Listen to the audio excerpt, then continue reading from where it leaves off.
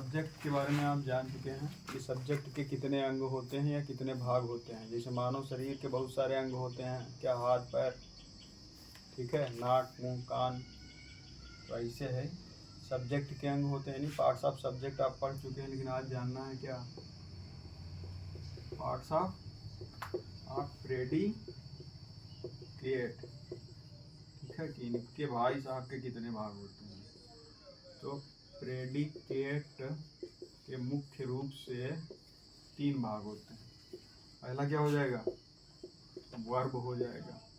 दूसरा क्या हो जाएगा, ऑब्जेक्ट हो जाएगा। और तीसरा कॉम्प्लीमेंट हो जाएगा, ठीक है। अब ये जो वर्ब है भाई, ठीक, ऑब्जेक्ट के आधार पर कितने प्रकार की होती है, 2 प्रकार की होती है। कौन कौन सा, ट्रांजिटिव, TRAN, ट्रांजिटिव वर्ब, ठीक है। और दूसरी हो जाएगी आपकी इंट्रांजिटिव वर्ब, ठीक। यहाँ the basis of object there are 2 type of क्या वर्ब, ट्रांजिटिव इंट्रांजिटिव। अच्छा, अब ऑब्जेक्ट के बारे में भी जान लीजिए। ये भी भाई साहब 2 प्रकार के होते हैं। डायरेक्ट ऑब्जेक्ट बहुत भ्रमित करता है ये, और इनडायरेक्ट ऑब्जेक्ट। सरल भाषा में डायरेक्ट मतलब खल्लास, non living things, direct object हो जाएगा, ठीक है। डायरेक्ट ऑब्जेक्ट से किसी वस्तु के बारे में जानकारी होती है, इसके बारे में, और वस्तुओं में जान नहीं होती है, जान होती है, जान नहीं होती है। इतना समझ में आ गया।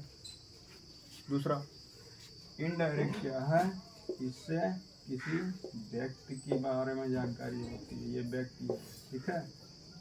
इनमें क्या होता है कि जान होती है कब तक, जब तक इनकी मृत्यु ना हो जाए, ठीक। तो ऑब्जेक्ट कितने प्रकार के, डायरेक्ट और इनडायरेक्ट। और कॉम्प्लीमेंट का मतलब क्या होता है भाई, पूरक होता है। पूरक क्या है, हमने लिख दिया क्या, DEEPAK, दीपक इज। अब हमने लिख दिया दीपक इज। दीपक कहाँ है भाई, स्टूडेंट हैं कि खिलाड़ी हैं, कि गुड बॉय हैं। तो यहाँ आगे हमको कुछ ना कुछ क्या होगा, लिखना पड़ेगा, इसके बाद ही यह सेंटेंस पूरा होगा। तो यहाँ जो भी लिखेंगे हम वो क्या हो जाएगा, कॉम्प्लीमेंट हो जाएगा। जैसे दीपक इज ए गुड बॉय, तो एक गुड बॉय क्या हो गया, कॉम्प्लीमेंट हो गया।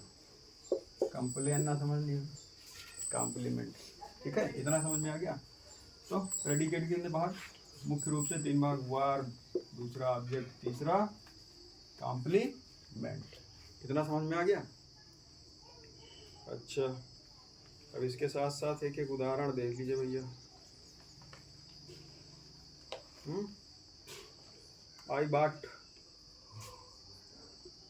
आई बॉट ए बुक, एक सेंटेंस है ये, मैंने एक पुस्तक खरीदी या खरीदा। तो बाट क्या हो गया, वर्ब हो गया भैया। इतना समझ में आ गया। और ये बुक क्या हो गया, ऑब्जेक्ट हो गया। क्या हो गया, और ऑब्जेक्ट के प्रकार में अगर चले जाए तो कौन सा ऑब्जेक्ट हो जाएगा, ये डायरेक्ट ऑब्जेक्ट हो जाएगा। कौन सा ऑब्जेक्ट, डायरेक्ट ऑब्जेक्ट। क्यों, क्योंकि बुक क्या है, वस्तु है। क्या है, वस्तु। तो वर्ब हो गया और ऑब्जेक्ट हो गया, और ये वाला एग्जाम्पल कॉम्प्लीमेंट हो गया। समझ में आ गया।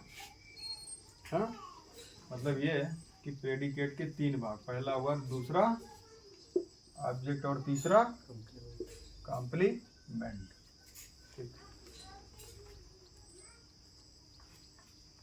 कुछ और एग्जांपल लिख लीजिए। हाँ, ये जो ऑब्जेक्ट में विशेष ध्यान रखेंगे, डायरेक्ट ऑब्जेक्ट से क्या होगा, नॉन लिविंग थिंग्स का पता चलेगा, और इनडायरेक्ट से लिविंग थिंग्स का पता चलेगा। क्वेश्चन नोट कीजिए।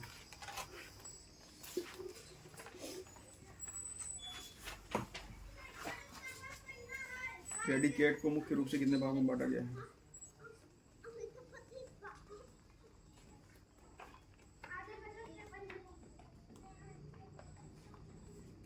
अगला,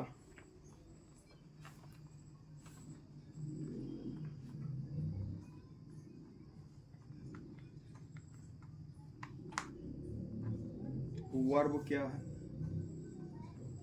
अब वर्ब बारे में थोड़ा जान लीजिए। काम वाले शब्दों को वर्ब कहा जाता है, ठीक है। वर्ब मतलब क्रिया। अगर हम हिंदी में अर्थ निकालें तो इसके अंत में ना आ जाता है। क्या आ जाता है? ना आ जाता है। जैसे मैंने लिखा WRIT, राइट। राइट माने लिखना, READ, रीड। रीड माने पढ़ना, और LEARN, लर्न। लर्न माने सीखना। ना ना ना, यह सामान्य जानकारी है, ठीक है। वैसे वर्ब बहुत प्रकार की होती हैं। ऑब्जेक्ट के आधार पर ट्रांसटिव, इंट्रांसटिव हो गया। इसके अलावा जब आप ट्रांसलेशन में पढ़ेंगे, ठीक है। आए जी हैं बहुत लोग, एक लोग ना, बहुत लोग आए जी हैं। जैसे बफर सिस्टम में खाना खाए के लिए तमाम लोग आए जाते हैं। जिका निमंत्रण दे वो आ जाते हैं, जिका निमंत्रण ना दे वो आ जाते हैं। कहाँ? गाँव। लेकिन अगर लॉज बुक कराया हो तब, या हो मैरिज हॉल बुक कराया हो, हम लोग ना पहुँच पाएंगे। क्वेश्चन, वर्ब क्या है, कितने प्रकार की होती है, ऑब्जेक्ट के आधार पर लिखना है। दूसरा, ऑब्जेक्ट को हिंदी में क्या बोलते हैं? तो कर्म। सवाल किया जाए कि ऑब्जेक्ट क्या है, तो प्रेडिकेट का एक भाग है, हो जाएगा, ठीक है। स्पीड बढ़ाओ यार, टाइम बहुत कम है। अगला, ऑब्जेक्ट कितने प्रकार का होता है?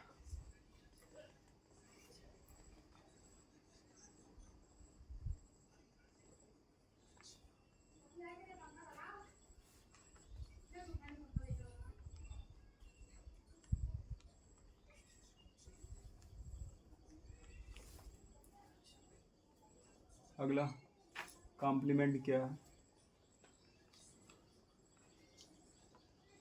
तो इसका उत्तर क्या हो जाएगा? प्रेडिकेट का एक पार्ट है या एक भाग है, ऐसा भाग जिससे वाक्य की पूर्ति होती है।